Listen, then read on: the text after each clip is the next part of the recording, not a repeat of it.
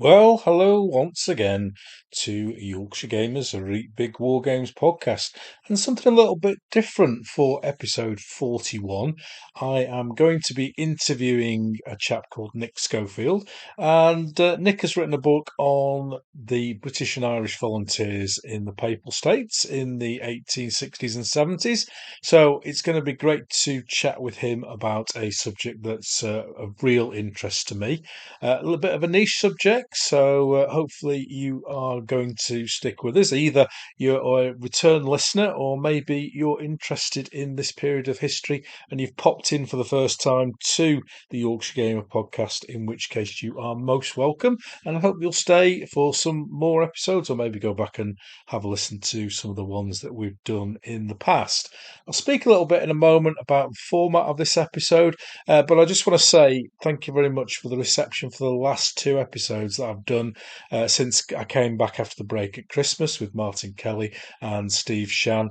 Both episodes have absolutely flown in terms of downloads and lots of positive feedback. So thank you very much, everyone. I've started publishing on a Monday now, and I don't know whether that's made a difference or not. But thank you, everyone, for continuing to listen or coming along to listen for the first time. You are all very, very welcome. In personal news, I am going to be attending Salute this year, down in that there London, where they have gas and electricity and everything. And I shall. I've already seen the mayor, and he's quite happy for me to go. I've got my passport stamped. I've had some anti-avocado vaccinations that will. I'll make sure that I'm able to shake hands with people if they've got some. Residue of avocado on the hand, I'm not going to be affected, and I'll still be a lover of mushy peas when I get back up to North at the end of the day. So I'm looking forward to that. Looking forward to meeting lots of people. I will be wearing my blue Yorkshire Gamer t-shirt, so I'm quite easy to identify. And by all means, come along, have a chat, and it'd be lovely to meet a lot of people. I've already arranged to meet up with a few down there at Salute, so I am really looking forward to my day out in that there London. Really am. So on to this episode, and it's going to be different to the ones that we normally have. My guest is not a war gamer, although he did have a little bit of a dabble in the past. So the format's different. I don't have the quiz. There isn't any of uh, the sections on Desert Island Wargame, that sort of stuff. So it's a slightly different format, which I want to introduce on a now and then basis occasionally when I want to speak to somebody like Nick, who isn't a wargamer primarily, and talk around a subject that's maybe historical or, tactics or something along those lines. It's going to be maybe one or two episodes a year that I think I'll probably do this. I've already got the other formats of the catch up and the Brews in the Binyard, as well as the normal episodes. And I'm just stretching it out to make sure that Yorkshire Gamer podcast stays around for quite a long time, and with still over 50 guests ready to take the plunge. It's going to be 3 years at least. So there's lots of room for the podcast to continue in its current format.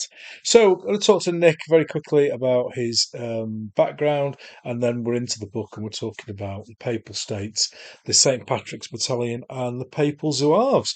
Might not be your period of history, but I hope you stay along, because Nick is a really engaging chap and he knows his stuff about the Papal States, and I really enjoyed doing this episode. So sit back, get this in a cup of tea, and without further ado, here's the interview.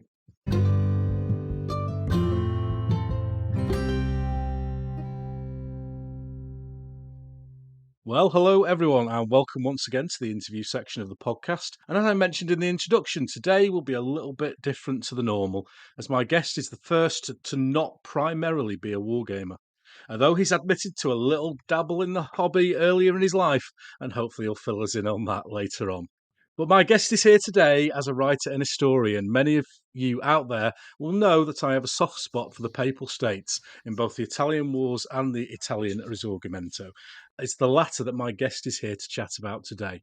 He's authored a number of books on other subjects in the past, but he's delved into military history. So I'm looking forward to having a deep dive into his book about the British and Irish volunteers who travelled to Italy to defend the Papal States during the Risorgimento. What made that lad from County Cork travel to Rome? Was it the pasta, the coffee, or the uniforms of the St Patricks Battalion or the Papal Zouaves? Well, let's find out, shall we? As we say, a big Yorkshire gamer hello to our latest guest. It's Nick Schofield. Hello, Nick. Hi, Ken, and I feel so privileged to be allowed as a non-war gamer into this holy of holies. You know, I feel like I'm part of a kind of Trojan horse that's breached the walls. And thank you for letting me in. No, well, you are the first one, and this is a bit of a pilot to see whether we can let other historians on. My friend Stephen Barker, who's a big World War One historian, but is also a big war gamer as well. So he's been on, but you are the first, what I'm going to call non-war gamer. So are you happy with that that title? But I kind of, in a way, I self-identify as a bit of a war gamer, a kind of almost war gamer. As I'll perhaps say a bit later about my little dabble as a teenager. So I'm kind of familiar. I'm familiar with the world, but I've never really done a big war game in the Ken sense. In the Ken sense, oh, that's good. That's good. And have you ever done a podcast before? Have you ever done anything like this on any subject? No, I've done a few videos and things, but not a podcast. No.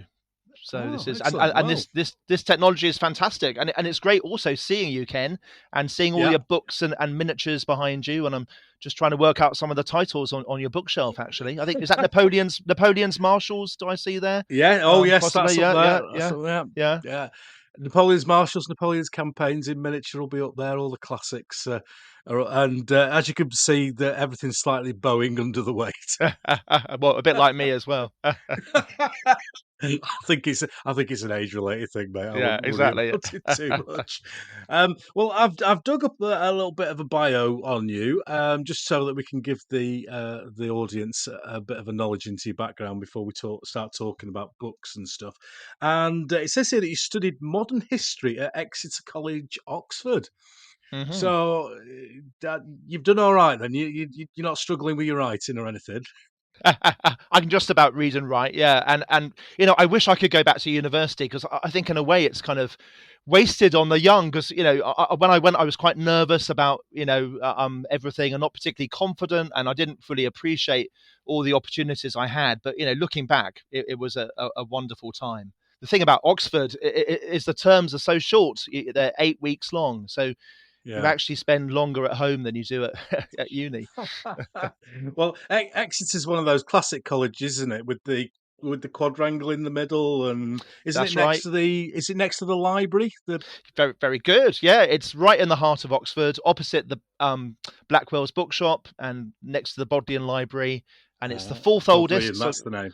That's it. Founded in 1314, so the fourth oldest college. Wow. Well, I had a quick look down the alumni of the college, and J.R.R. Tolkien was one of them. So does that put a bit of pressure on you as a writer? It does. In fact, he looked in the library at the college at all these obscure grammar books, like Finnish grammar, and he was inspired by studying Finnish and other languages to make up his own linguistic universe and the world of Lord of the Rings. Yeah, he used runes and ancient languages, didn't he, to invent the various languages within the Lord of the Rings. That's right. Yeah. But I can't compete with him at all. No. So you're a long way off him in terms of sales. Yeah, he's kind of Premier League. I'm kind of very non-league, down at the bottom somewhere. We're not expecting a 3-film blockbuster series with Mr. Jackson directing about your recent book then. Well, I hope so, and perhaps with your help, Yeah, Mentana, the film. Oh, that'd be brilliant. The Return of the Zouaves. From there, you moved on to, let me get this right, the Pontifical Gregorian University in Rome. Now That's right. that sounds quite interesting. So, well, just tell us a little bit about that. Yeah, so I mean, my job is I'm a Catholic priest. So at the end of university, I decided to apply to the church to train for the priesthood, and I was very lucky to be sent to the English College in Rome, and we were all sent out to one of the universities in Rome, the Gregorian University. A real shock after an English university, because in England Yeah, you kind of you write essays and you ask questions, and it's a particular style. In Rome, you just go to lectures, you do oral exams, and the exam is really regurgitating what you've heard in lectures. So it was a bit of a yeah. shock to the system. But I loved living in Italy, and it's one of the reasons, I guess, why I wrote this book. Yeah, and Italy is a wonderful place and a favorite destination, holiday destination for the Rileys. Is the college sorry, in the university, is it inside the Vatican City, or is it in No, Rome? Whereabouts is it? it's in it's well, the university is not that far from the Trevi Fountain. The fountain where you throw a coin in and Mm, hope that you'll return to Rome one day. And then the English College, which is where I lived, that's not too far from the Vatican, just over the Tiber, near one of the main streets, quite near the yeah, Piazza Farnese and then the Campo de Fiori. And yeah, I loved it. The problem was that we were given 3 weeks Italian lessons, and then we had to start going to lectures on philosophy in Italian. So I was pretty good at ordering a pizza margherita and yeah. another liter of red wine. But when it came to understanding Plato and Socrates, I didn't really have a chance. And we all kind of Oh looked my word! at, at English notes that were circulated around from previous students, and we were allowed to read, English books, but it was quite a struggle academically. Yeah, I was going to talk. I was going to talk to you about language. Was it done as you say? It was all done in Italian then, rather than English or Latin. Yeah, it used to be Latin up until the 1960s, but that was those were the days when a lot of people learnt Latin at school, and so they would have had some kind of knowledge of basic Latin. It was a kind of universal language. But now, I mean, to be honest, who speaks Italian apart from people in the church and, and people who live in Yeah. Italy? It's not really something you learn at school necessarily, and it was quite a challenge. But luckily, the exams could be in English or one of the other major languages. So although the lectures were in Italian, you could do the oral exam in English, which was a Fantastic. godsend. Um, the lecturers were kind of from every country as well. So you would have Spaniards speaking Italian, which really impossible. But we had a really good Australian lecturer who spoke Italian in a very strong Australian accent, so you could kind of understand pretty much what he was saying. Did he still have that Australian inflection where they always go up at the end of a Yeah, sentence, like it's a yeah, question? yeah, yeah. So you think Exactly. everything that they say is a question? Yeah, exactly. Well, that's fantastic. I mean, what a place to live, what a place to study. How long did you stay there for? So I was there for 4 years. So that's Wow. 1997 to 2001. And yeah, some amazing moments and opportunity to travel around. It was in the days of lira as well, so before the euro, so things were still Wow. really cheap. And even though Yeah. we were on a very, very small student grant, we could afford to eat out probably twice or three times a week because it was so cheap. Things have changed now. What an amazing time. Obviously you passed because you have a day job now. I have a day job. Yeah, just about passed. They let me Just through. about passed. So what do you do during the day, Nick? Well, I wear a few different hats, but so I belong to the Diocese of Westminster. So Mm, the church is divided into dioceses, and so our kind of mother church is Westminster Cathedral, which some people might mhm. know, with a famous choir, and it basically covers London, north of the Thames, and the county of Hertfordshire. And my parish, I'm a parish priest. I'm in a parish on the edge of London, Uxbridge. I Mm, guess best known to wargamers for the Earl of Uxbridge, who lost his leg at yes. Waterloo, and also known for our MP, whose name is Boris, which some people might have Right. heard of. Ah. But it's on the edge of London, just north of Heathrow. It's kind of where London stops. But I'm Mm, also the archivist for the diocese, so I look after the kind of the documents and people wanting to research the history of the diocese. and I also do a bit of teaching in the training college for priests, the seminary. Fantastic. Archivist, that's something that popped out for me. Is it? Uh, is it? It's quite hard to explain because it's not librarian, is it? It's different. So can you kind of describe what the role of an archivist is? Yeah, it's basically well, looking after and conserving and organizing historical manuscripts and artifacts, and then making them accessible to researchers. And it's really part of, I suppose, our organization's outreach as well. People Mm, wanting to do family history, perhaps they've never had anything to do with the church before, but they come and they do some research and hopefully have a good experience. But the archive is it's amazingly rich. It's not in terms of money, but in terms of manuscripts. It goes back to the 16th century. We've got 50 bound volumes of documents between 1500 and wow. 1800, and some really amazing stuff in there. But I only go there one day a week. But it's yeah. Oh, so it's a nice day to because I've done a little bit of family history in the past, and the kind of the official records. Is it like early 1800s they go back to, and then you start to then rely more on parish records and stuff like that. So is that the main area that you're involved in? Is that people coming and looking at what did Great Uncle George do in 1750, that sort of thing? Yeah, we do have lots of baptism registers, and Mm, it's amazing, really, because we have you know, several hundred of them, and in some cases, this is the only record of a particular individual. Some mm, poor Irish person who came to London in the 1820s.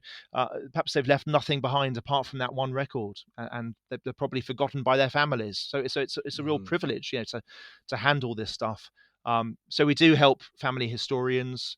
The problem is, Ken, they watch these documentaries on TV, and it Yeah. makes it look so easy. They think they're going to walk into the archive, and I'll be there with my white gloves, turning the page exactly to the record they're looking for. Yeah. And as we all know, there are lots of dead ends, and it takes years to find perhaps one particular bit of information. But we also deal with doctoral students and people researching their school or their parish, Mm. and academics, all Has there sorts. been a drive? Has there been a drive to digitize your records? Is that something that you've looked at? Yeah, it's obviously an expensive process, but we have Mm. worked with one of the online genealogy companies, and they've digitized a lot of our baptism records. So that Mm. makes it easier for the user, and makes it easier for us as well. That's a nice little introduction to your background. You've done quite a few other books, haven't you, before this one? And they have gripping titles like William Lockhart, First Fruits of the Oxford Movement. Yeah, I think I can see it on the shelf behind you, I think, Ken. Yeah, yeah. Signed copy, signed copy. Yeah, Saint John Southworth, the parish priest of Westminster. yeah. So obviously these were bought your fourth or fifth Ferrari, I take it. S- Well, I mean, perhaps a baguette or something. But yeah. yeah, it's they're kind of really a labor of love, and Mm, it's partly because I'm archivist, and I have kind of access to all these records, and I suppose I see myself partly as a popularizer of obscure history.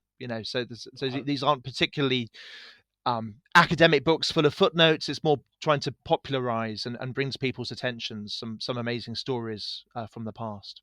can you look back in time and find a moment or an event that got you interested in writing, that gave you the enthusiasm to write and to communicate in the way that you do through these books? I can certainly remember the moment I got into history, which was Mm, at the age of 4. And I went to the wow. dentist in Ealing in West London, and for some reason, there was a big picture of King Charles II in the waiting room. And even though this was the 1970s, I said to my mum, "Why does that man have long hair?"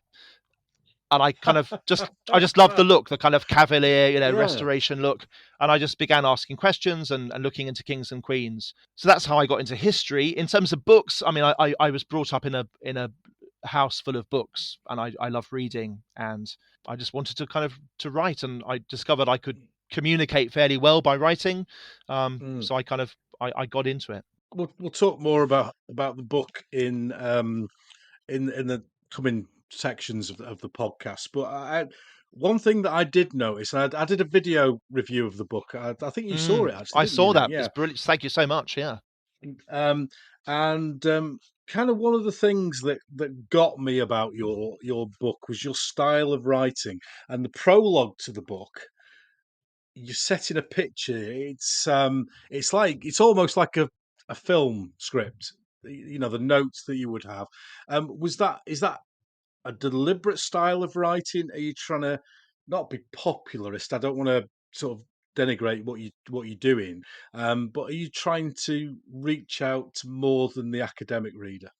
Yeah, I think especially in the prologue, I mean, so many, especially military history books, almost the first sentence of the first page is, the 12th Corps were on the on the left flank of such army. There's no real, you're right in there, and it's quite hard to read.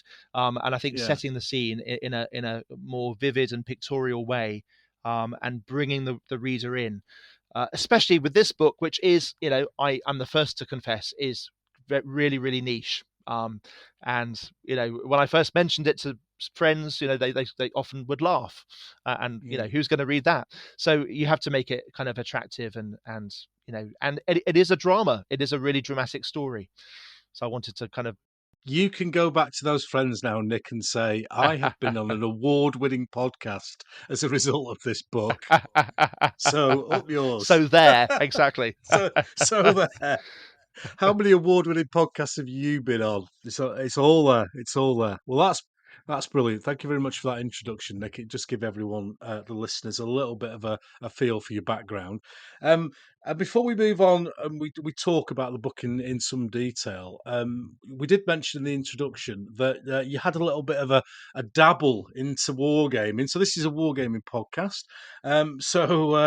What are you prepared to fess up to in that way, Nick? Well, I mean, as with so many war gamers, I guess it began with the soldiers in the toy shop down the road. I don't think toy shops have soldiers anymore, do they? It's all kind of not very PC. But my local toy shop in Ealing had lots of Britain soldiers. So I started with the knights and castles, but then I was obviously drawn to the airfix. And my cousin Chris, who lived in Worthing, he had a bedroom full of tanks and Napoleonic soldiers, airfix, and American Civil War, Zulu War, World War II, huge collection. And he would do solo war games on a big bit of wood on his floor, and he would record the details of all these battles in an exercise book and make up fictitious names.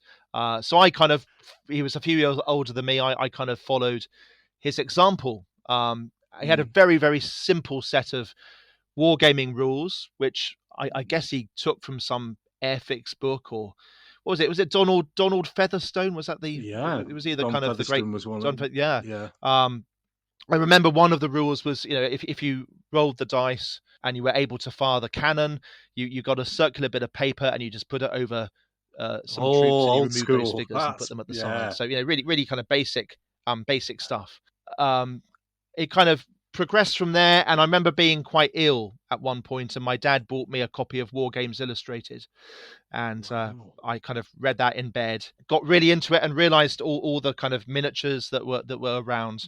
And I dragged my dad to Salute 1990 in Kensington Town Hall.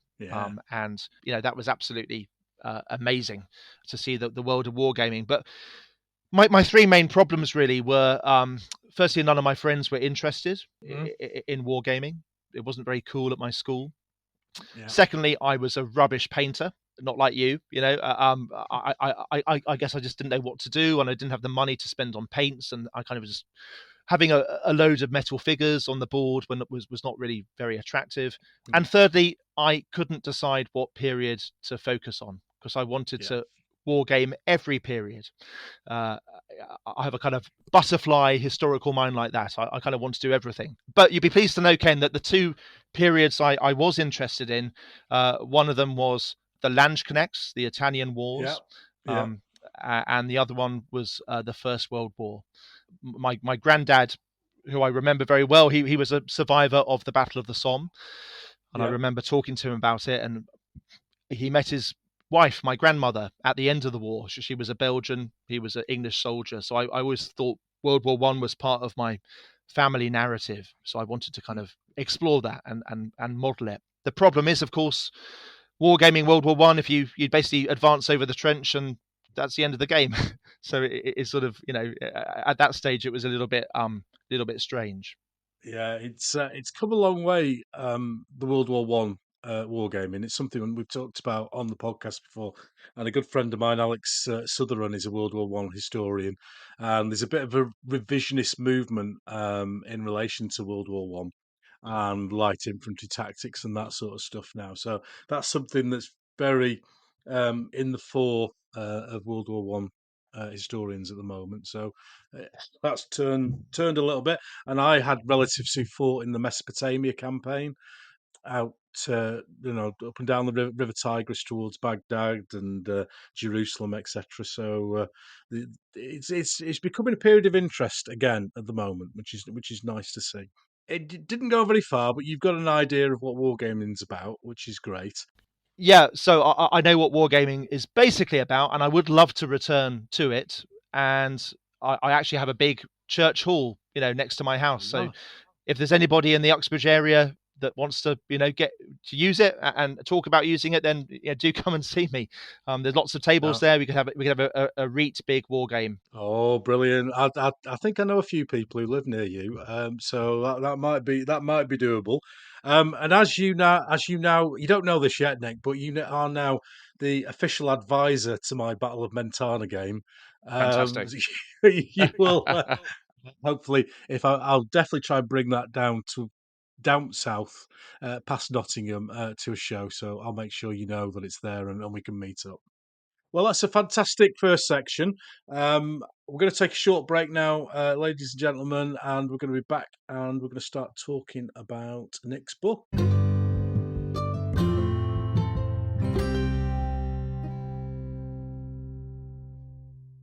Well, that was a fantastic introduction with Nick there, and we got a little bit of a taste of his life and his wargaming experience. But we're here to talk about his book, and his book is called Victorian Crusaders, British and Irish Volunteers in the Papal Army, 1860 to 70. And I was very excited when I saw this because it is a project that I'm working on at the moment. Regular listeners will know that I'm building up both forces for the Battle of Mentana in 1867. Sources of information in the English language are relatively scarce. So I saw this book coming out and then bang, I've got to have a copy of this. I've got to have a copy of this. So then, Nick, what you've done a few books based around your day job. So what was the idea? What was the motivation to switch to military history? Well, it's really the kind of the marriage of two of my passions, church history, Mm, which is what I've done up until now, but also that interest in military history, which partly led to my dabble in wargaming as a teenager. And I first came across this subject when I was living in Rome. And at the mm, back of the chapel of the English College, there's a cylindrical monument to Julian Watts Russell, who was one of two members of the Zouaves, English members of the Zouaves, to be killed in action. And I just remember reading about him and kind of seeing a picture of a Zouave and seeing their very glamorous and slightly mm. ridiculous uniform, baggy trousers and not really what you perhaps expect in Italy in the 1860s. And I just kind of wanted to know more, and I put it at the back of my mind. It was something I wanted to look into more, and I kind of assumed that there wasn't really much archival material or documentation. Perhaps it might be an article or Mm, something, but I didn't really think initially of a book. And then Osprey produced their Men at Arms book about the wars of the Italian unification, and the second yeah. volume covered the Papal States, and that kind of reminded me about that idea I had, and I thought, well, perhaps I could look a bit more into it. And thank God, Ken, for uh, Google Books and digital 19th century newspapers, because that is where I got so much of the information. If I'd been trawling around Italian libraries or whatever, it would have taken taken about 30 or 40 years, but that really kind of speeded up the whole process. Yeah, I didn't know whether you'd tapped up some of your friends in the Gregorian University to see if they'd got any bits of information for you. Um, you had the germ of the idea then. It'd obviously been a seed that had been planted there a number of years beforehand. Did you write the book and search a publisher, or did you go to the publisher with an idea and go from there? Yeah, I began gathering together information. So I got all the key books in the English language. Mm, Then I kind of discovered the joys of Google Translate, and that allows you to include a very impressive multilingual bibliography, which makes people think that you're fluent in 50 languages when actually it's all thanks to Google Translate. And once I thought I had enough material, I approached Helion, and they very kindly said yes, they'd be interested to make it part of the From Musket to Maxim series. And then, of course, lockdown happened, and despite its challenges and all the awful situations we found ourselves in, and the constant changes of regulations, it did give me at least a bit of time just to work on this. I mm. don't think I could work on it so easily at the moment, given everything that's going on in my day job. But yeah, again, I had a bit of space to kind of really concentrate on it. Brilliant. And you've obtained quite a number of original photographs, as far as I can tell, for the book. Yeah. How did you come across those? Two main sources. One is eBay. I would Ah, trawl brilliant. kind of eBay, almost on a daily basis. I would put in, Zouave Pontifical, or Battalion of St Patrick, or Garibaldi, or whatever, and see what came up. It's not the cheapest way of getting images, but at least I knew there was no copyright issues if I owned it and scanned it, and Yeah. and sent it in. Lots of nice engravings from the Illustrated London News and other contemporary journals. So that was one source, and I've got a little collection actually beside me of kind of Zouaviana, a few medals and Yeah. original photographs and things I found on eBay. But the second source, which was amazing, really, was Ancestry and Find My Past, and similar Okay. Yeah. genealogical sites, because I would type in the names of various well-known Zouaves that I had discovered, English ones, and in some cases I tracked down their descendants.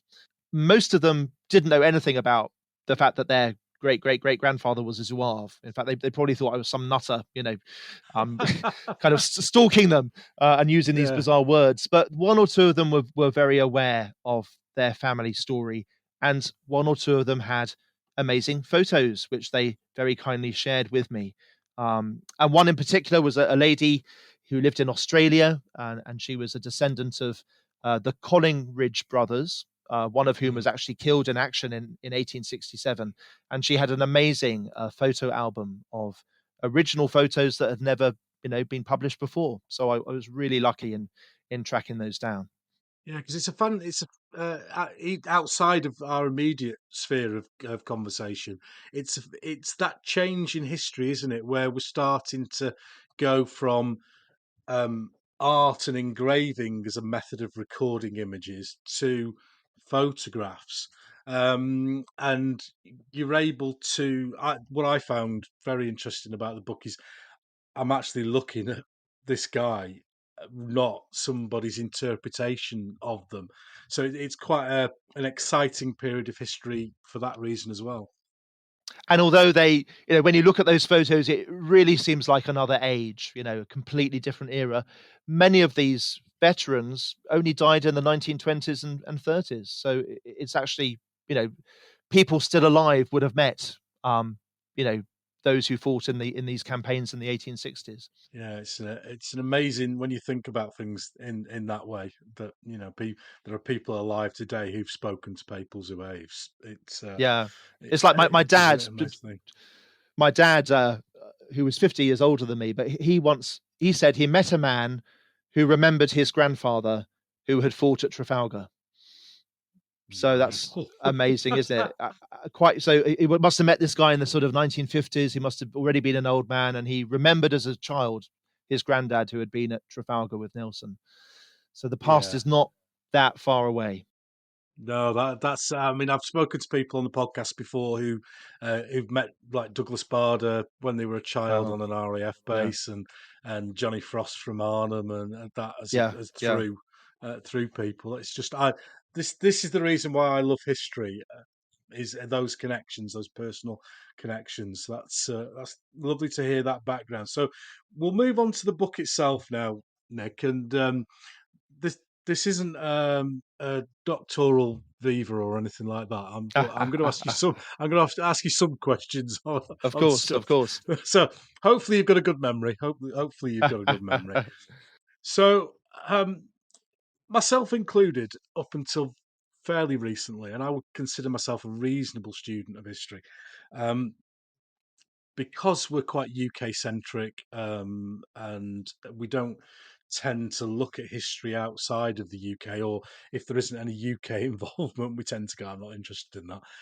So today we think of Italy as a country. We're aware of the Vatican City and the Pope, etc. But in 1860, 1850s, things were very different, weren't they, Nick? So um, just tell us, or just give us a brief précis of what Italy was like at that time. It wasn't even Italy, was it? And how the various states fitted in with each other at that moment in time. Yeah, so as you say, Italy really up until the mid 19th century was just a geographical expression, I suppose, a bit like the way we talk about Scandinavia today. But it was actually made up of many different states. So you had the Kingdom of the Two Sicilies in the south. You had the Papal States stretched across the center of Italy. You had the Kingdom of Piedmont, Sardinia in the northwest corner, which was in many ways the kind of key player in our story. And then a number of kind of smaller units, the Kingdom of Lombardy and Venezia, which was under Austrian domination, duchies in Tuscany and Modena, and Mm, of course little San Marino, which somehow survived yeah, everything. kept his head down. And it's funny because when you look at a map of Europe, I mean the borders of Italy are in some ways the most obvious, aren't they? They're very clearly Yeah. defined. But Italy was a really divided peninsula, even just on the geographical level. You know, the mountains going down the middle. Often the easiest way to travel from one part to another was by river or by sea. Lots of different dialects spoken around the place. In fact, it was estimated that I think about 2.5% of the Italian population in 1860 spoke what we would call a modern Italian. You know, there were so many Mm, other dialects going on, but there was also that sense of Italianness, and there was a call in some quarters for unity. I think in many ways, though, it was more about getting rid of foreign domination, getting rid of the Austrians, especially, rather than necessarily having one country called Italy. mm. It's an extremely complicated period of history, and I think it would be impossible to summarize in a couple of minutes. Um, but I think this is something that is a common thread throughout Italian history, up until the point of unification. If you look at my other favourite period, the Italian Wars and Machiavelli, and it's so hard to keep track of who's on whose side during the Italian Wars. So many people who will listen to this will be familiar with the Borgias and Julius II, the warrior pope. And at that time, the Papal States was a reasonable military force, wasn't it? It was mostly through money and influence. But how are you able to say how the Papal States had developed from that period up to where we're looking at now, the 1860s? Yeah, well, the Papal States, it kind of goes back to the 8th century, and by certainly the 16th century, it was most of central Italy, not including Tuscany, but it stretched as far north as kind of Bologna and Ravenna, and it went far south of Rome to not that far really from Naples. So it was a huge territory really, stretching from sea to sea, and the Pope was both temporal sovereign as well as spiritual leader. And actually, before the French Revolution, that wasn't particularly unusual. There were various prince archbishops, like parts of the Holy Roman Empire were ruled by bishops or archbishops or abbots. Although after the French Revolution, the Pope was really the only one left. But it's really hard for us to kind of understand that because we're so used to the Pope as this spiritual figurehead, a global kind of guru. We don't really think of him as having an army and a navy and collecting taxes and passing laws and all that sort of thing. I think it would be a big surprise and on the news if Pope Francis got himself dressed up as Julius II and started running around the streets of Rome on a white charger. I think that would definitely make the headlines. Definitely, and it would certainly be very much against Pope Francis's kind of persona. Even though, of course, most times that you see the Pope, you've got the Swiss guards, standing on either side of him, which is a reminder of that kind of military tradition. But what you said about the Italian wars is interesting because Italy has for centuries been the kind of playground of Europe, hasn't it? And especially France and either the Holy Roman Empire or more recently Austria kind of fighting each other for influence in that peninsula. And that was still very much the case in the 19th century, just as it was in the 16th. So we've got in the 1860s, we've got this the Risorgimento. We've got this drive for Italian unification, and we've got characters like Garibaldi and Di Cavour. Di Cavour. Mm-hmm. Yeah, Yeah, my yeah. Italian is appalling. So, but we've got these characters who are pushing for that. Um, so how does that develop? It develops to a point, doesn't it, where Papal States are more or less left on their own. That's right. I mean, it's partly influenced by Napoleon because Napoleon, as we all know, invades Italy and kind of redraws lots of boundaries and introduces common laws. And there's even a Kingdom of Italy in the northern part of Mm. the peninsula. And actually, the Papal States are suppressed twice in 1798, I think. Pius VI, household name I know for most of your listeners. Pius VI was captured and taken away, and he died in captivity, and the Republic was declared in Rome. And then Pius VII, his successor, was also imprisoned by Napoleon, and Rome became a very important city in the Napoleonic Empire. So the kind of popes in the mid 19th century were very much aware of what had happened under Napoleon. They knew that secular rulers couldn't completely be trusted, and they were very much insistent on the importance of their independence, that the Papal States were necessary to the Pope's authority and his position as a spiritual leader. Yeah. So, as you say, the Papal States are left alone. Mm. The Kingdom of Italy is eventually proclaimed in 1861, and the Papal States are one of the last bastions of independence. From my reading, it is extremely complicated, but there's lots of people eyeing up bits of the Papal States. They see a weakness, and the Papal States are friendly with France, which helps in terms of French military support as well. So the book itself, you have that introduction, and then you start to look at a battalion called the St Patricks Battalion, and that was this 1860. It was started to be raised. 1860. Yeah, so originally I was going to just write about the Papal Zouaves, who Mm, really come into the center of the drama in the late 1860s. But then I realized really you have to start with the 1860 campaign and this unique battalion called the Battalion of St Patrick. So that was founded in 1860. It really existed for just a few months. But to cut a long story short, the Pope feels threatened by Piedmont, especially. This is just after the 1859 war, and foreign volunteers rushed to Rome to support the Pope and augment the military support they already have. And that's why I call the book Victorian Crusaders, because there are sort of various similarities with the medieval crusading movement. Not exactly. I mean, there were quite a few differences, but it was the same sort of spirit. We need to defend our faith. We need to defend our cause against the kind of the secular forces against the church. So that's why all these very ordinary Irishmen and people from other countries went to Rome to join various units, and the Irish Mm. joined the battalion of St Patrick.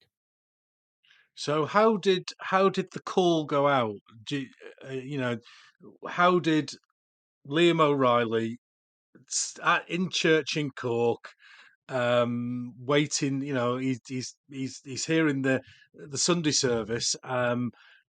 How does he find out? Because we've got no internet, we've got no Yeah. radio, we've got no television. How does the message get out to go? What it must seem at that time the other side of the world. And recruitment is very discreet, actually. I mean, there are no big posters of Pius IX pointing his finger at you saying, the Pope needs you. It wasn't kind of like that. It was partly through sermons. It would have been through newspaper articles. In fact, the fact that you have cheap newspapers and every locality has a paper reporting not just local news, but what's going on in Europe. That really was key. Mm, And there were petitions signed, sent to the Pope to support him, and collections made to send money over. So it was all part of this big kind of popular mobilization of the faithful to support the mm, Pope. But the bishops themselves in Ireland were actually a little bit ambiguous. Some were very clear supporters, but some were actually very reluctant to especially risk the displeasure of the government. Is not really what the British government wants to hear, that people are going off to Rome to join the Pope's army. And there was lots yeah. of anti-Catholic feeling as well, and this sort of thing was only going to feed it. So at the time, is this solely an Irish Catholic thing, or are people going from the UK, etc.? They're going from other areas, or is it just Ireland that are sending people to the St Patrick's Battalion? Yeah, it's really the Irish kind of moment. Not many from England, one or two, because obviously a lot of Catholics in England are Irish, so it's the boundaries are a bit blurred sometimes. But it's very much an Irish effort, and England's sort of a little bit more reluctant. I guess one of the reasons for that is that the Risorgimento was hugely popular in England. Garibaldi was one of the great celebrities of the Victorian age, and many people had his statue on their mantelpieces and ate his biscuits. And when he came to London in 1864, hundreds of thousands of people greeted him. So Mm, it was really going against popular fashion and to kind of be against the Risorgimento. So perhaps the English were a little bit more reluctant to make that rather bold move. yeah. We'll talk in a little bit more detail about motivation when we talk about the Papal Zouaves, but I just wanted to cover it a little bit here as well, in that Ireland at the time will be quite a rural population. Farming will be one of the main methods of income. So to send little Liam, 18-year-old big burly lad, who would help massively with harvest and stuff like that, away to Rome to fight is a big it's a big commitment, both financially and in terms of productivity. Was there a pay element involved? Did the St Patrick's Battalion pay well? Or was everything religious? Well, not everything was religious, because I think there's also the desire for adventure and travel and Mm, new opportunities, and perhaps in some ways, I think one of the motivations for the Irish battalion was it's a way of fighting England. If England is so much in favour of Italian unification, well, we're fighting against that by joining the Pope's army, and who knows, some of the skills we learn in the army may actually serve our cause back home, in future years. But pay was not good. Pay was absolutely atrocious. And when they got Right. over to Italy, there were all sorts of arguments about salary and conditions and diet, and indeed the uniform, because there was a very glamorous green and yellow uniform with baggy trousers, which seems to be a common theme in our discussions. Yeah. I mean, even the Landsknecht said baggy trousers, uh, but they were not ready for the vast majority of the Irish recruits, and they had to wear kind of ill-fitting uniforms instead, just taken from the stores. So there was that kind of lack of identity when they kind of got over there, not having a Mm. uniform. So there was a lot of enthusiasm prior to going, but I got the feeling from your book that there's a feeling of being let down a little bit when they arrived.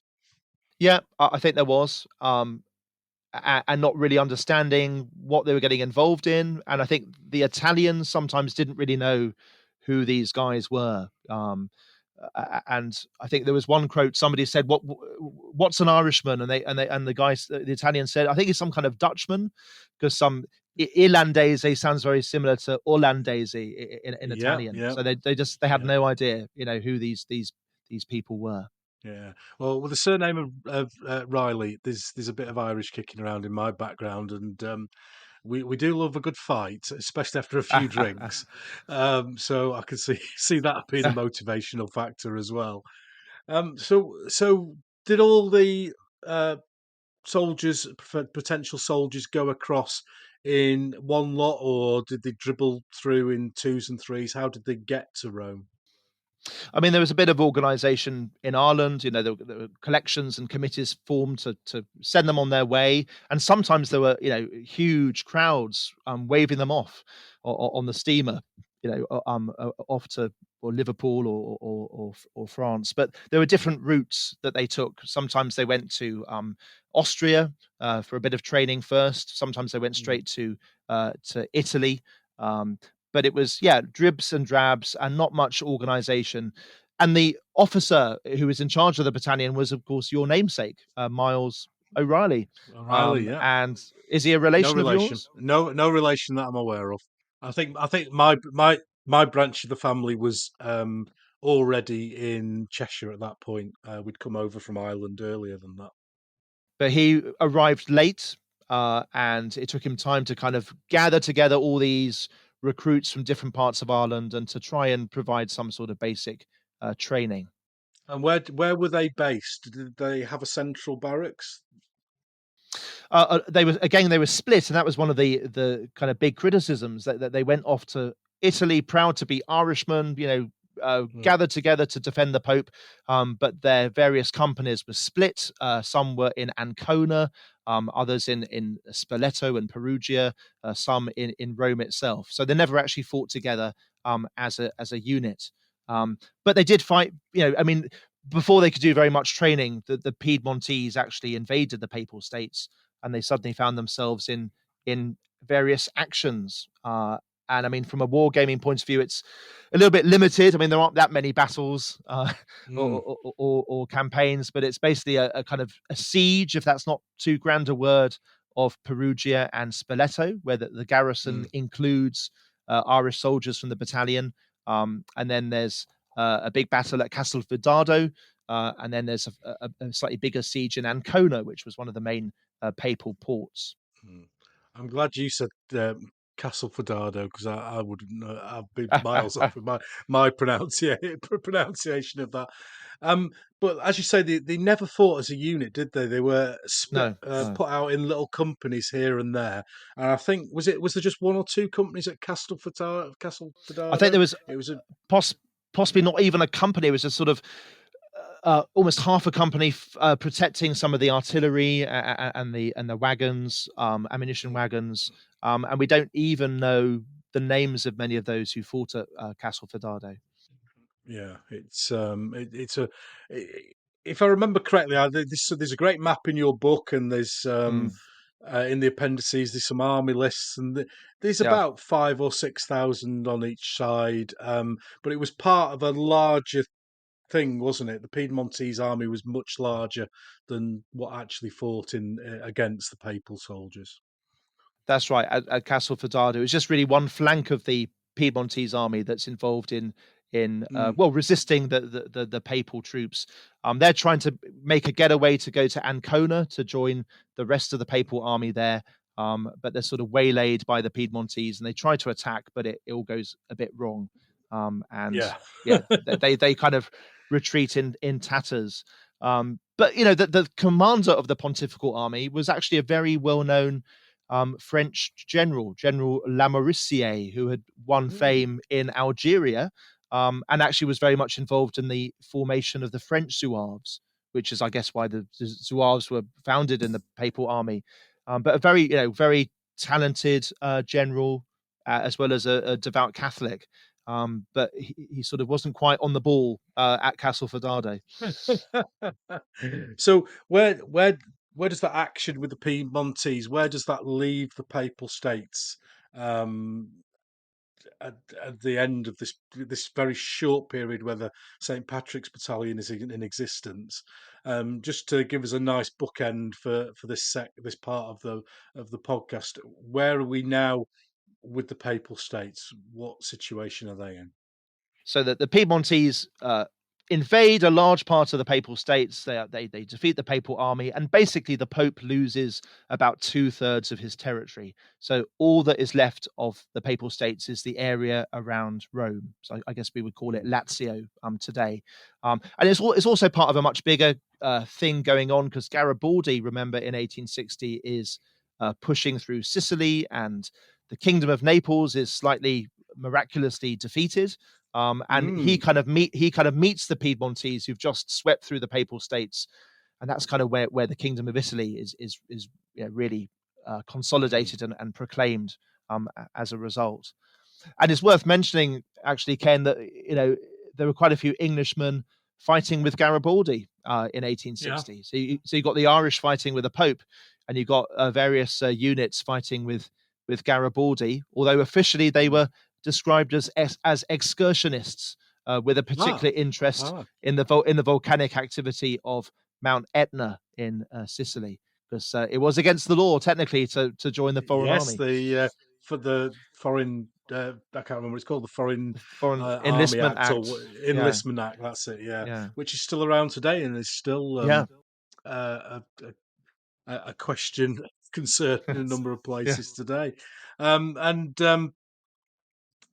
Garibaldi's a very. There's no time for us to go into Garibaldi during this podcast.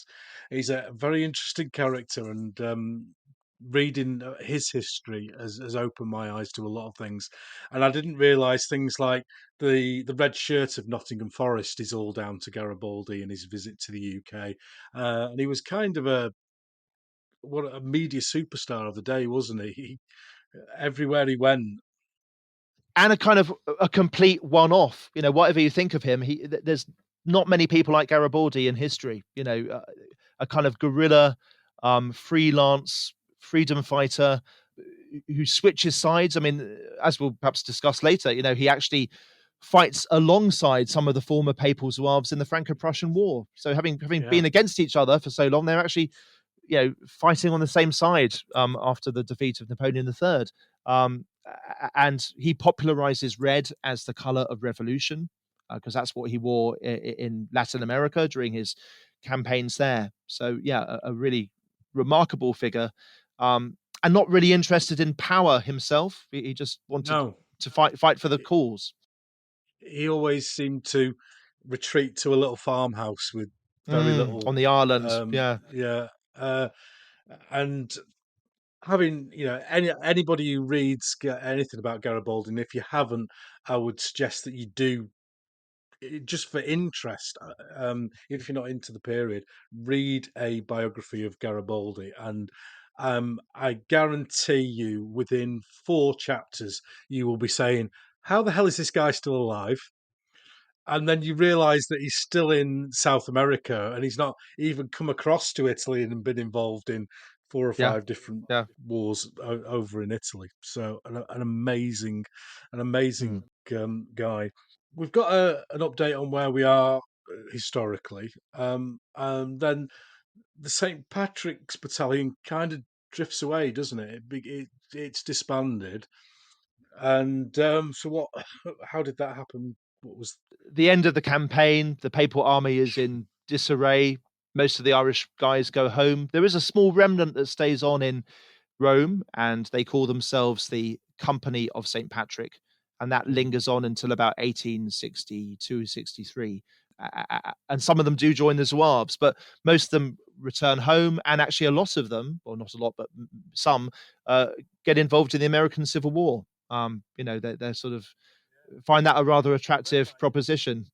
Yeah, I read that in the book, and I thought, wow, that's quite interesting because there was a little bit of a celebrity thing around them and the Papal Zouaves, wasn't there? And there was tours of America and what have you. So I suppose if your trade was a soldier in 1860, then America's a decent place to go, isn't it, for to ply Yeah, your and I trade? guess a lot of Irishmen would have siblings or cousins who are in America anyway, so they kind of it's part of the Yeah. Irish diaspora. Uh, and one of my favourite former members of the battalion was Miles Keogh, who ended up fighting at Little Bighorn with General Custer. Yes. And he Yeah. was massacred, of course, but his horse, I think, was the only survivor of that battle. And Sitting Bull, the chief, he found the Castlefordade medal on Miles Keogh's body, and he began wearing it himself as a kind of lucky talisman. Wow, what a story. What a story. That's amazing. Um, just before we end on the St. Patrick's Battalion, you mentioned the uniform, and this is one of the things that got me deeply into this period by accident because I'd seen the uniform. And it's one of those units that, like the Polish winged hussars, that many wargamers want to own but never really have a reason for having them. So for those of you who don't know, the uniform is depicted as being quite a bright green with lots of yellow piping. We've got the baggy trousers, we've got the zouave piping on the trousers themselves and on the jacket. And then they have these wonderful uh, sort of puffed up sleeves that are also piped yellow. And it does look absolutely amazing. And I have painted completely inaccurately an entire unit of them, just like that. Are you aware of any examples of this uniform still in existence? I don't think I am actually. Mm, I haven't become across any. No, but I wonder whether in some attic somewhere in Ireland there yeah, might be a one mouldering away. Even getting images of them or even photos of members wearing the uniform. I've only seen one or two. Um, Really hard to find. yeah, because I think you said earlier on, didn't you, that the distribution of that uniform was Mm. sparse to say the least, and I don't think everyone got that, No, did they? and I think some of the richer members, because there were some middle class members of the battalion and officers. They actually just went to a tailor and said, "Can you make one of these uniforms, please? Yeah, This is the only way to get one." it's one of those go back in time when the middle class might not have anything to do. Oh, darling, I'm just off to Rome to fight for the Pope. Is Yes. that okay? Oh, yeah, I'll see you in a few months. Brilliant. I'm just off to the tailor's to get my uni. Oh, you look lovely, darling. You look lovely. Send me some coffee. So, well, that's a great chat there, Nick, on the St Patrick's Battalion. Thank you very much for that. We'll take another short break now, and we'll come back and we'll talk about the Papal Zouaves.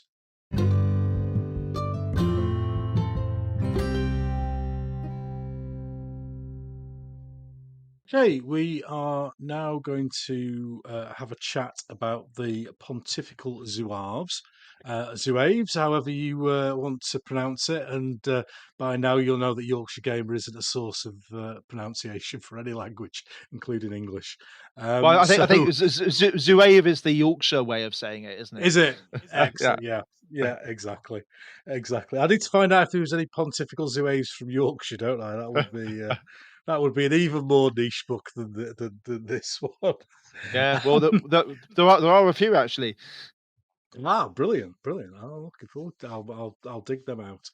We've talked about the St Patrick's Battalion, lasted a very short space of time.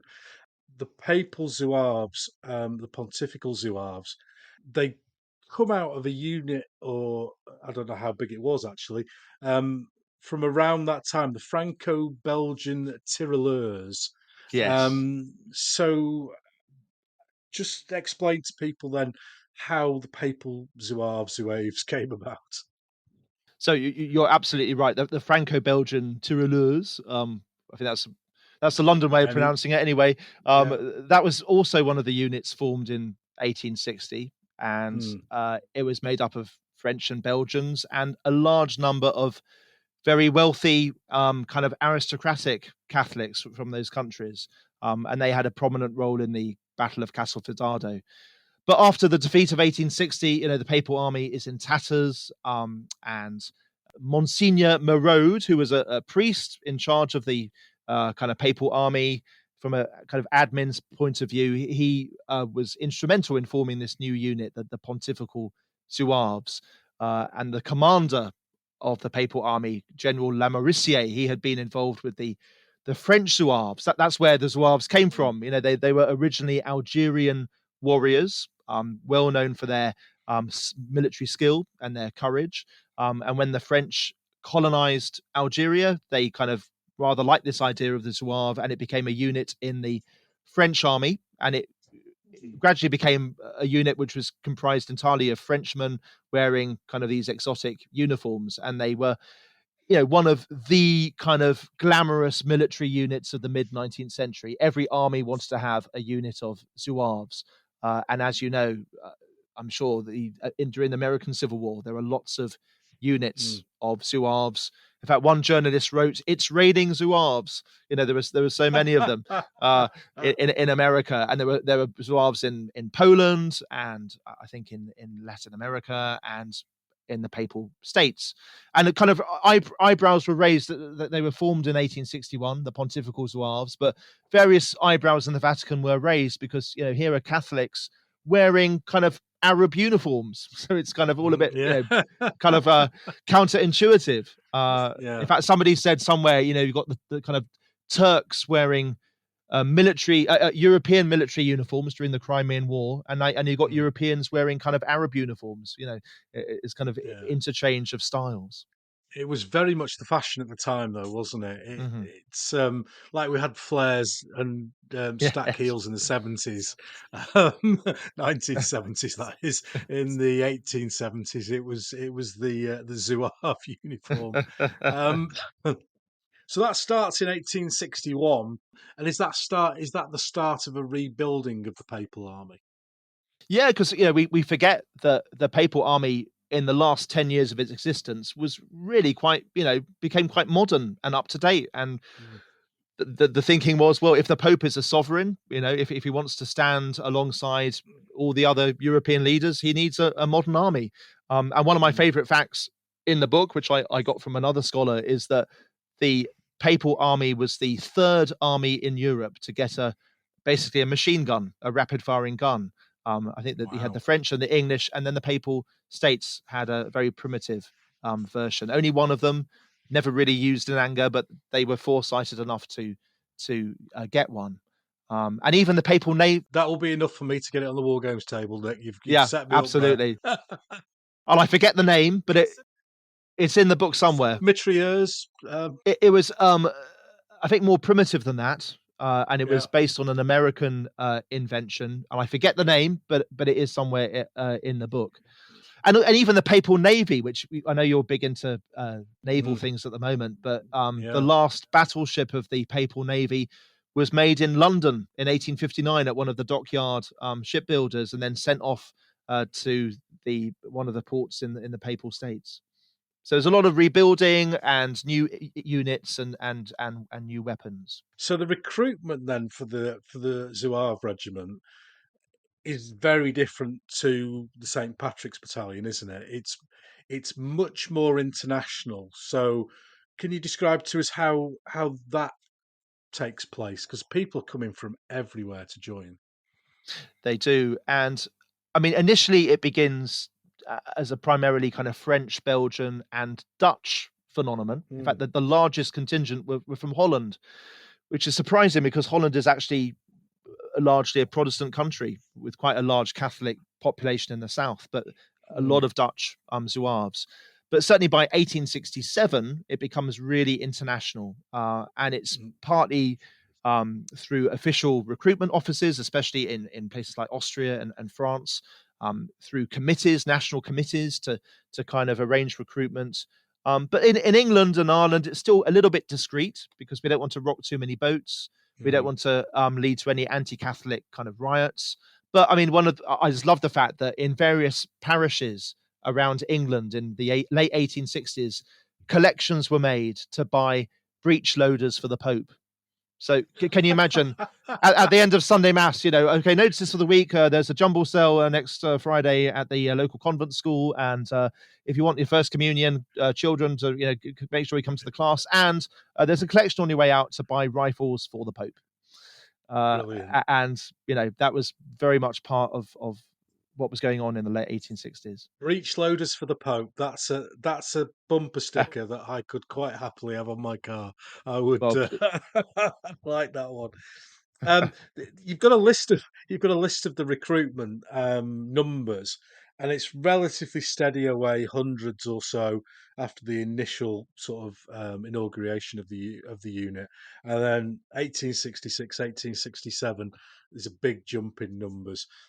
Is there a sense of foreboding that brings those numbers in at those yeah. particular years? Yeah, so in 1866, due to a treaty that was signed, the French troops that were protecting the Pope, because let's not forget that the Pope isn't just protected by his own army, there's also lots of French troops that belong to Napoleon III's army. They are removed from Rome in 1866. So the Pope feels Mm, much more isolated and in need of foreign volunteers. And then in 1867, there is an attempted insurrection by Garibaldi. So that leads to the mm, Battle of Mentana.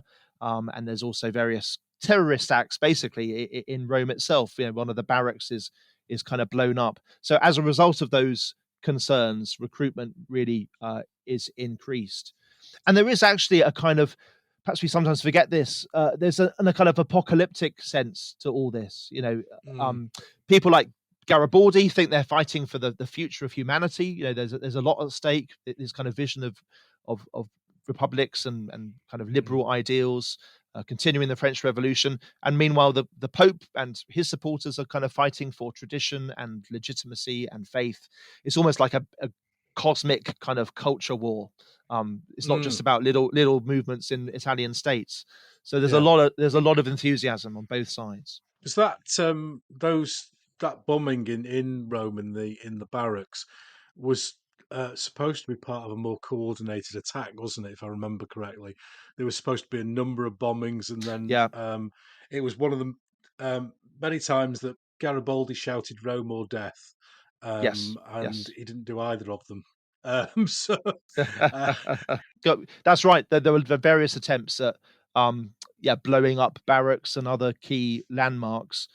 And actually that leads to some of the Irish Zouaves being sent home because there's a fear that some of these Irish Zouaves are secretly Fenian. They belong to this kind of oh, independence movement yeah, who also, yeah. blew things up in England. And the Pope kind of thought, hang Mm. on, this is a bit of a, not a very good Mm. development. Let's out of safety send some of them home. The regiment itself at this time is quite healthy in terms of numbers, isn't it? It's I think it did it get to 4 battalions at one point. It Yes, kept yeah, towards the growing, end. yeah, towards the end. And there's a book that prior to yours was my main source of information, and that's 2 years with the Pontifical Mm, Zouaves, yes, which was written by somebody who was in the Zouaves. yeah. Um, and have you? I take it you've read the book. Yeah, it's a very important source because it's written by one of Yeah, the English Zouaves, Joseph yeah. Powell. Yeah, it seems to be mostly him swimming. If you remember the book, Yeah. The subtitle is something like a narrative of travel around the Papal States. So it's a yeah, little bit about military stuff, but a lot of it's about things I have seen, Roman ruins and swimming in big lakes and the yeah, different food. yeah. It's like a travel log with a bit of military stuck on the end.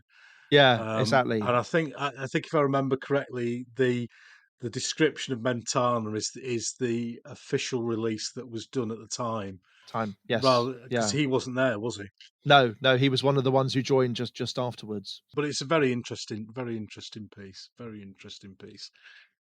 So we've got all our uniforms. We've got uh, our very famous as well, very famous unit throughout the world, aren't they? They're well known. Hmm. Hmm. Um, International nature. Was there a problem with language? What was the official language? Do you know of the Yeah, time? the official language was French, and Mm? obviously Italian was quite useful. So if you Yeah. didn't speak French or Italian, you were in trouble. I think the English kind of stuck together quite a lot. Some of them would have spoken Mm. French, but there was an English Zouave club where they could go to and play billiards and read the Ah. newspaper. And there really was a kind of strong identity, the English Zouaves and the Irish Zouaves, although the English and the Irish didn't get on, and there were lots of little arguments between them, and the Irish Yeah, refused to use the. there's some very interesting bits in the book about that particular argument. So, like anything, then I suppose, like the modern French Foreign Legion, you've got to have a language of order, haven't you? You've got to have a language that is common throughout the troops, so that orders can be passed out in battlefield. And you say that was French. French, yes, yeah, So that leads us up then to um, the Battle of Mentana, yes. and one of my favourite subjects at the moment. So another Garibaldi, Rome or death. Everyone's getting fed up of that now. I'm not gonna have Rome or death. I'm going to have the guns for the Pope. That's going to be my Oh, I thing. like that. Yeah, Breech loaders for the Pope, for the Pope. definitely. So, just explain to the listeners the situation for the build up to the Battle of Mentana. So there's a kind of twin movement. There's various attempts within the city of Rome to blow up barracks and, Mm, take over various key points. I think the flag of revolution is raised in various key locations, like the capital, which was one of the centers of local government. But also there are significant Garibaldian forces to the north of Rome in the country around Mentana, which is a few miles outside Rome. And so the papal and French troops, because by this time the French troops have returned to protect the Pope, the Franco-papal forces advance to meet the Garibaldians at Mentana. There are a few skirmishes beforehand, but they kind of set off early one Sunday morning in November 1867, and there's a pretty big battle at mm. Mentana. Certainly, in terms of uh, that period, there's very few large battles, is there, in this period of the Risorgimento, um, and the Garibaldians didn't do particularly well in this battle. Do you think that? I mean, this is an opinion. Do you think Garibaldi had dipped a bit like Napoleon at Waterloo, or was it the quality of troops that were the issue? Yeah, I think a bit of both possibly. I think he was past his peak. I think he was suffering from, I think it was rheumatism, but by that and various Mm, other ailments, he wasn't kind of on kind of peak form. And actually, he left the battlefield of Mentana sort of in the mid-afternoon and kind of left the scene of the battle to go elsewhere. I think he went to Tivoli, to the east. But the troops also, but these are not perhaps some of the guys he had in previous campaigns. It's a pretty motley crew, mm, not particularly well trained, using obsolete weapons to some extent. And of course, it's the French who are fighting with the papal forces. They have a brand new rifle, which they're trying Yes. out for the first time, chassepot. Mm, mm, And there's a kind of myth that Mentana was won by the chassepot rifle. mm. And there's a counter argument that actually that it didn't have such a decisive effect. A lot of the French troops weren't fully trained in using it, so the effectiveness was Mm. perhaps limited. And actually, there was a lot of hand-to-hand fighting involving the Zouaves, especially, which really won the day. Because the battle itself is started by the papal forces, isn't it? The General Kanzler Yes, he's or taken over similar. from La Mauricie at this time as the commander. Yeah, a German general. Yeah, he leads forward the Papal Zouaves, and there was a couple of the Legion d'Antibes and Yes. another one that I can't Yeah, and the remember and off the the top of and my head. the dragoons are kind of, yeah, and it's easy Mm, to forget the other units in the mm, Papal Army. It was not just yeah. about Zouaves, but there were other units as well, and indeed, yeah, the kind of basic line infantry. So, and the French aren't involved for quite some time, are they? No, they They're only held come. back. They're kind of a kind of reserve force, and there is a suggestion that kind of Napoleon III doesn't want them too involved. They're kind of there if necessary, but Mm, they're there as a reserve to intervene if they have to, because Napoleon III is such a complex and conflicted character.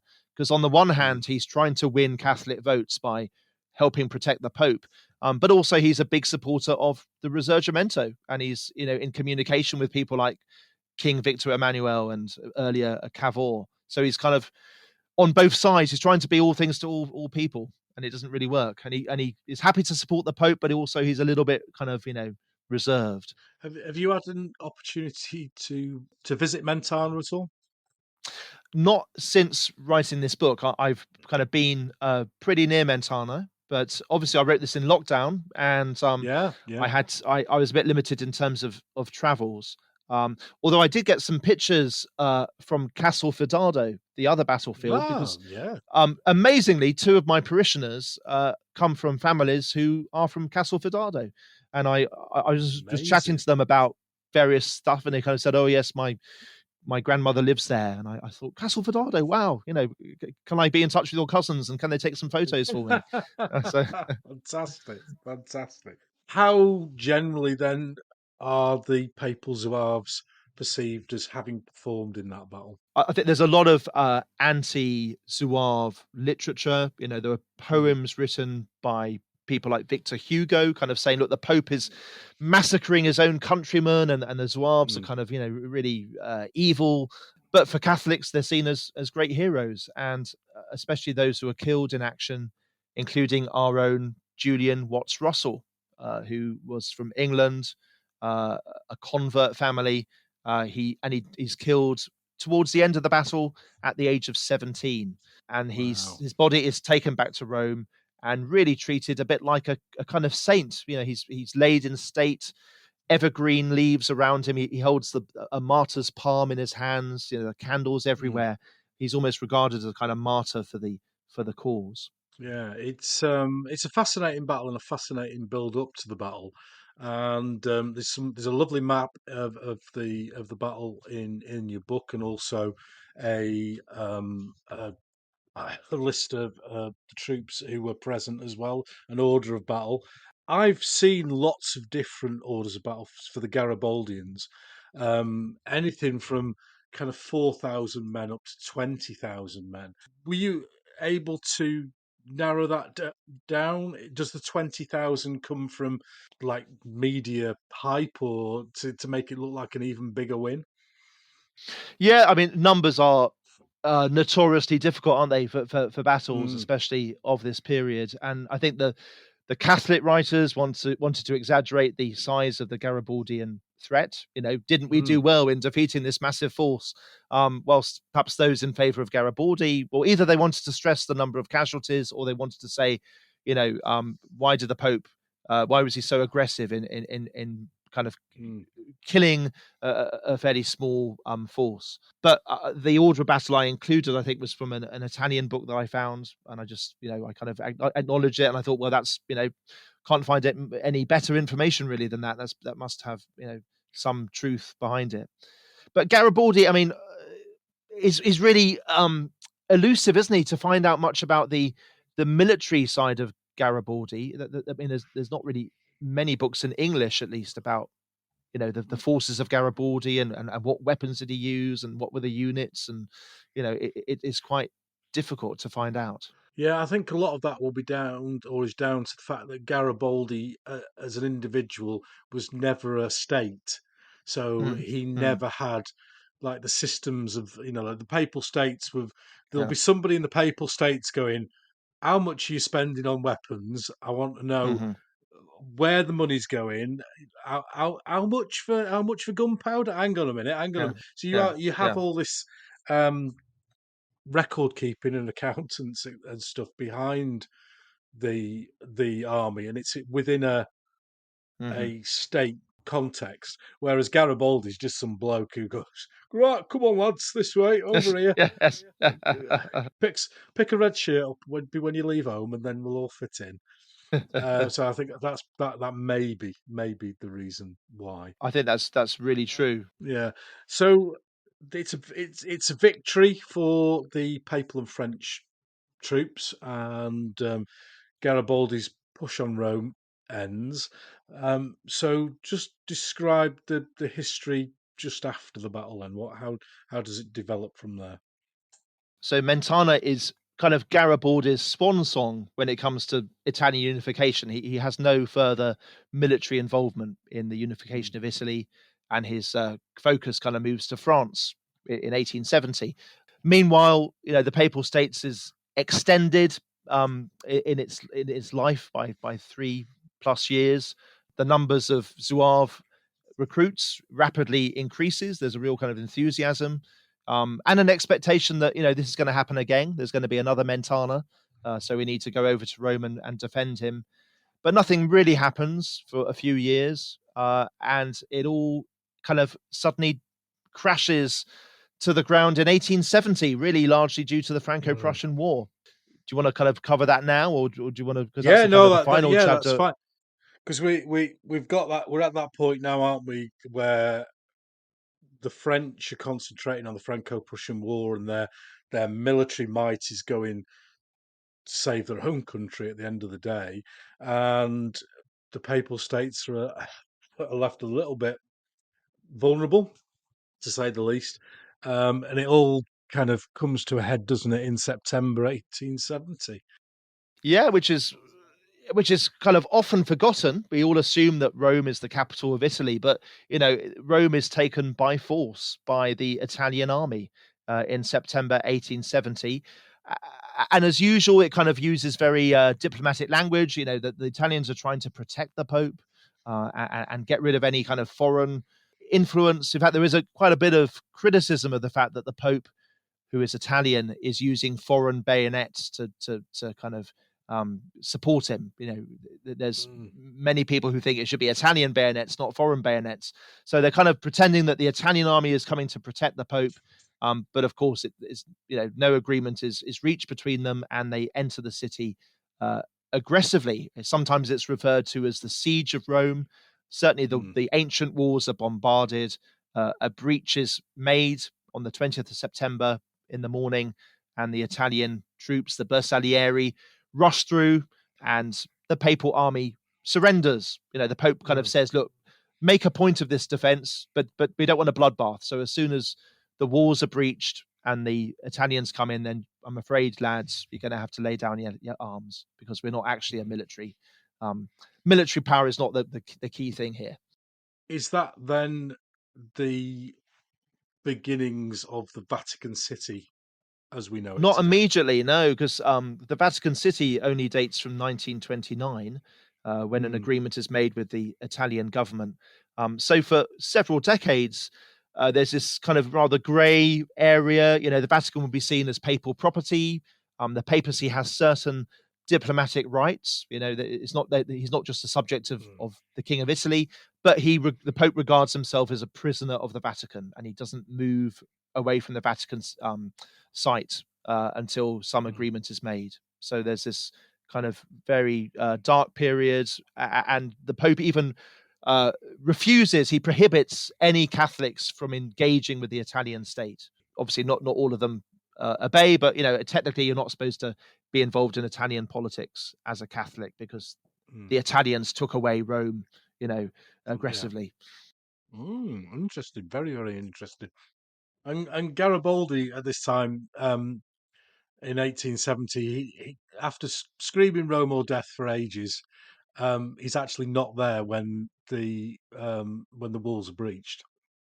That's right. And when Napoleon III is defeated by the Germans, and then the French Republic continue that fight, the second stage of the Franco-Prussian War, Garibaldi joins the French Republican forces, and Mm, so do many of the former Papal Zouaves, the French Zouaves. They join a new unit called the Volunteers of the West, and they mm. fight on the same side as Garibaldi against the Germans. So it's kind of, I don't think they had much to do with each other, but it is a really quirky little kind of after story, isn't it? Yeah, it's an amazing twist in history that they ended up on the same side. One thing that has fascinated me throughout my interest in history is the motivation of people going to fight. And when, for example, in World War II, the threat of Nazism, the direct threat to the UK, you know, ev- virtually everyone, right, I'm off. I'm going down to the recruitment hall. Yet with this, we've talked a little bit about it earlier on. It's not that straightforward, is it? It's not an immediate threat to your livelihood and your home. So you've got a really interesting chapter where British and Irish recruits, chapter 12, where you talk about some of the individual people involved. We've got pictures of them as well, which is absolutely amazing. Um, and you talk quite a lot about motivation. So, what was your feeling as you were researching this and going through the individual characters? What was coming through as the drive?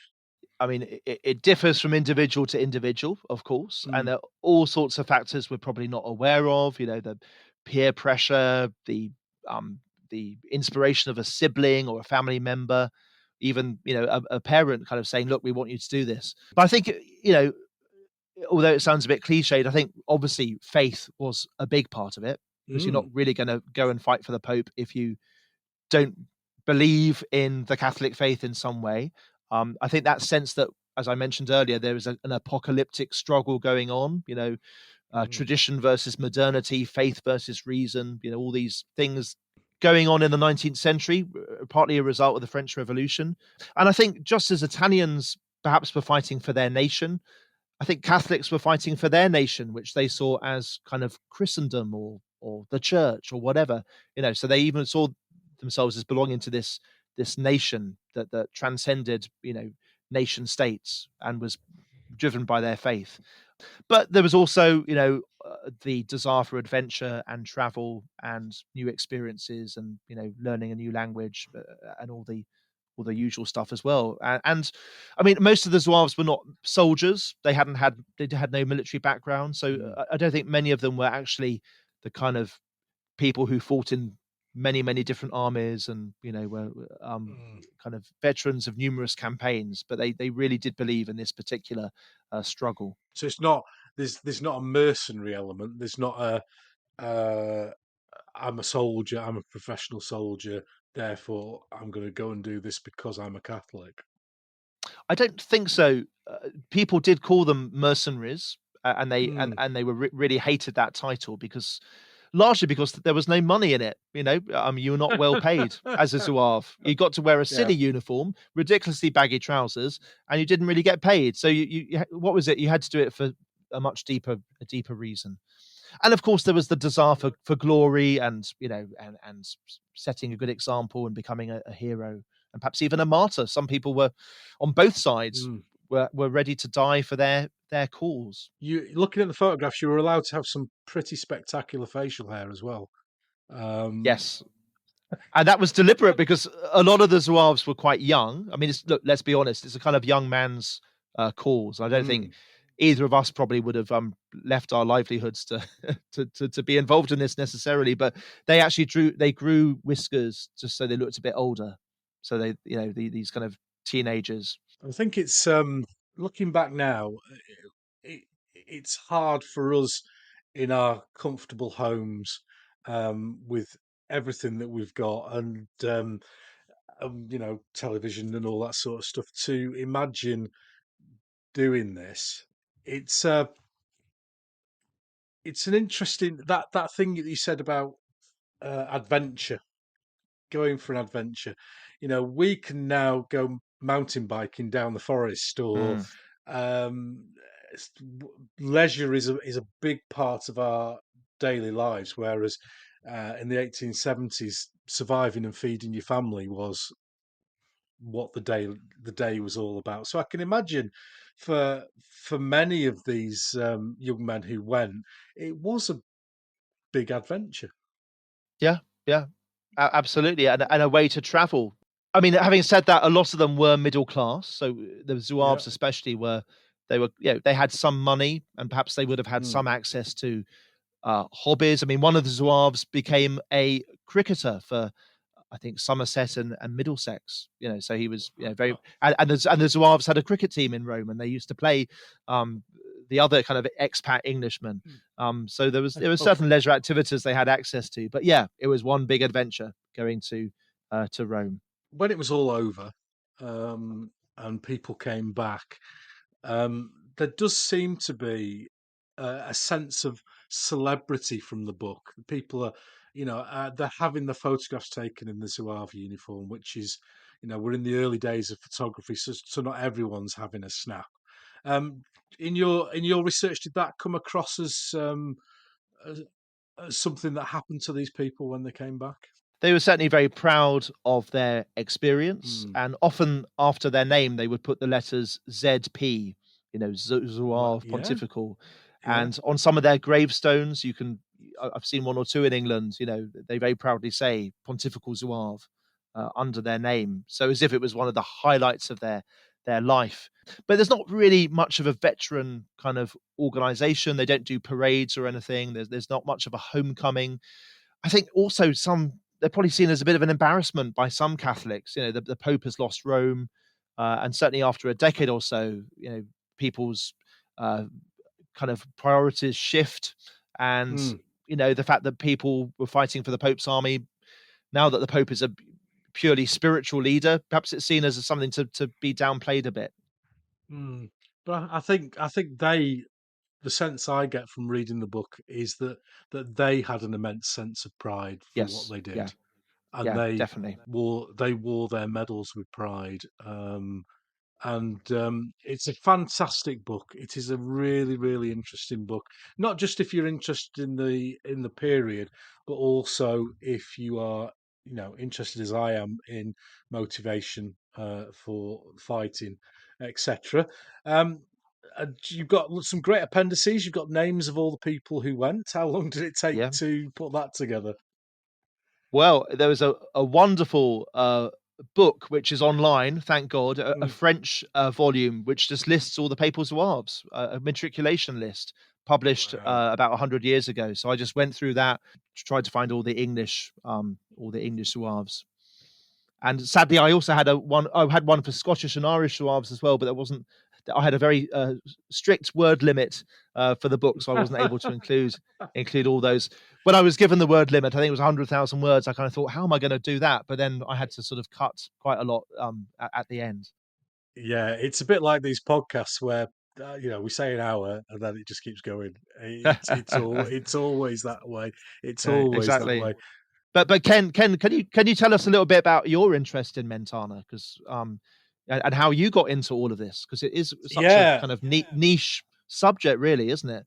yeah, of course. I wouldn't class myself as religious, but I am very interested in the history of religion.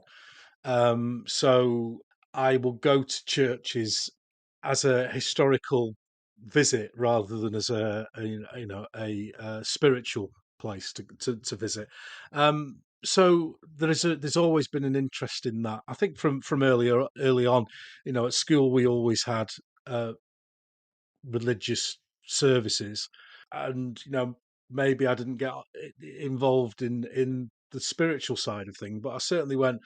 oh, this has been around a while. This is really, really interesting, and I'm interested. I'm very interested in how the church brings solace to people, and the work that they do with poor, etc., and stuff like that. All very, very interested, and certainly in the UK and Italy, you can't go very far from history before the church is involved, from whatever denomination.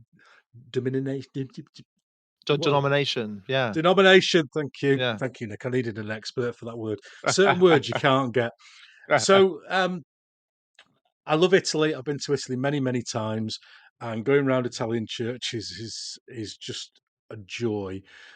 I have been fortunate enough to go visit Vatican City on a number of occasions, and regardless of your religious beliefs, St Peter's is just Mm, it is just unbelievable. mm, And I mm, remember walking down through the church to where St Peter is, but the sunlight was coming through the window, and mhm, it was like reflecting. There was like a shaft of light coming down onto the area mm, where the tomb is, and whatever religion you are, that's going to move you. It was just mm, one of those things. So I really, really love that. I'm already interested in the Italian wars, so the Borgias, Julius II, the warrior pope. So I've got that interest in the Papal States already. And then this podcast was the problem because at the end of the show, like we're doing now, I always get my guest to ask me a question. And a friend of mine, Fraser von Ketteringham, he's got a YouTube channel, asked me what was the one unit I would like to paint that I haven't, that isn't the Polish winged hussars. And I've had this image of the St Patrick's Battalion in my head, must be for 30 odd years. I've seen a picture of it somewhere in a book or a magazine. And I said that. And in typical Wargamer style, I went online, found somebody who made them and ordered them and painted them, and then thought, what am I going to do with this? So it was then I'm going to research. It's a new period. I don't know much about it.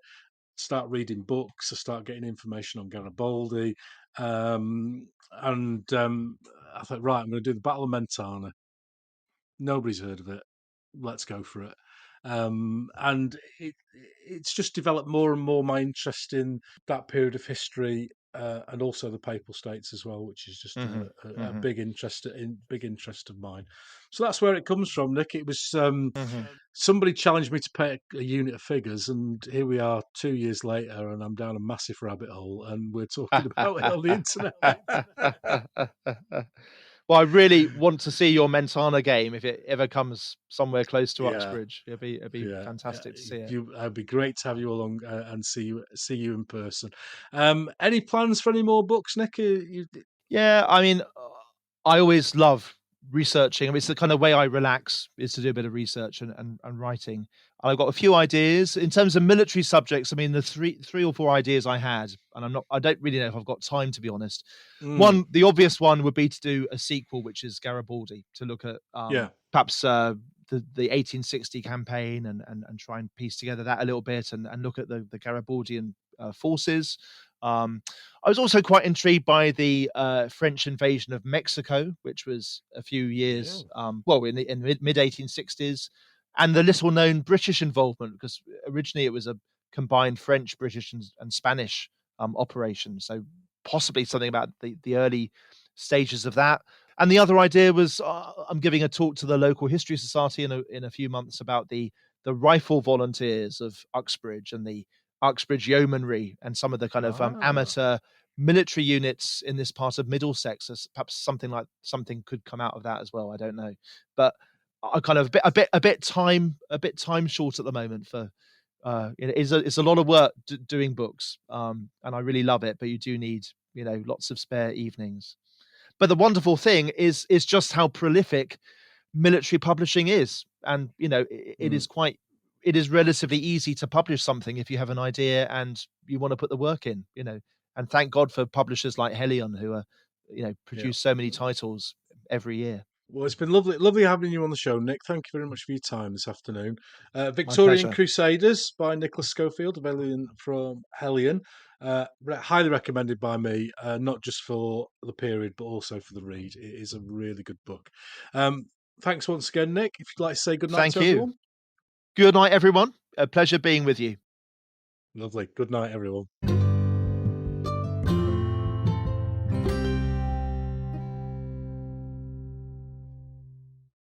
What a lovely chat there with Nick. I really enjoyed the time that we spent chatting about the Papal Zouaves and St Patricks Battalion. Really educational for me, very enjoyable. Nick's such a lovely, engaging chap, and he knows his stuff. So it was a well spent hour and a half, hour and 40 minutes by me, and I hope you enjoyed it as well.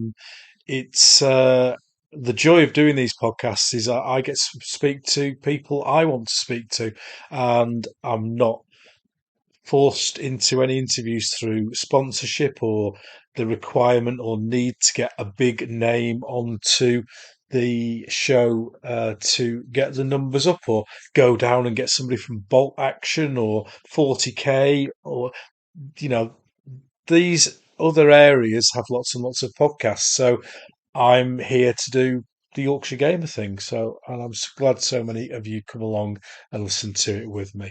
I am going to keep the name of my next guest under wraps. Hopefully it's going to come out in 3 weeks' time, although we're still having a few little technical issues trying to get the episode sorted, so I don't want to give the name out and then it doesn't happen, and I might need to get a last minute substitution in. So we shall see how we go, but if it comes off, it's going to be another really, really good episode. So thanks once again for taking the time to listen to us. I'll put a link in the notes for a place to get Nick's book from if you're interested in grabbing a copy. Highly recommended by me. I know I'm not on commission, and yes, I did pay for my copy. So it just leaves me to say, if you're able to design and produce a bumper sticker that says "Breech Loaders for the Pope," I'll have a few off you. Thanks again for listening. I'll see you in 3 weeks. So they.